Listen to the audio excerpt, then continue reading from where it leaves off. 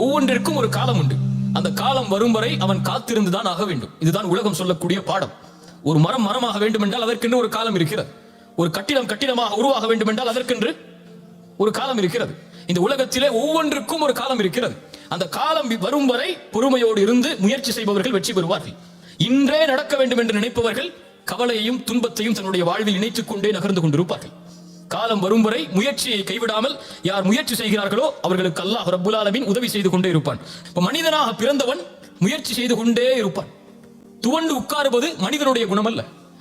அவனுக்கு முடியும் வரை அவன் போராடி கொண்டே இருப்பான். அவனுடைய காலம் வரும் வரை அவன் காத்து கொண்டே இருப்பான். சிலருக்கு 25 வயசுல அவனுடைய வாழ்க்கை அமைஞ்சிருக்கும். சிலருக்கு 30 வயசுல தான் அமையும். 30 வயசு வரை அவன் காத்திருந்தது ஆகணும். காத்திருக்கக்கூடிய நேரத்தில் யார் அவசரப்பட்டு இன்று ஏன் எனக்கு அவனை போன்ற வாழ்க்கை இல்லை, இன்று ஏன் எனக்கு அவருடைய வாழ்வை போன்ற வாழ்க்கை இல்லை என்று நினைத்தால் அவன் என்ன ஆவான்? முயற்சி செய்ய மாட்டான். துவண்டு உட்கார்ந்து விடுவான்.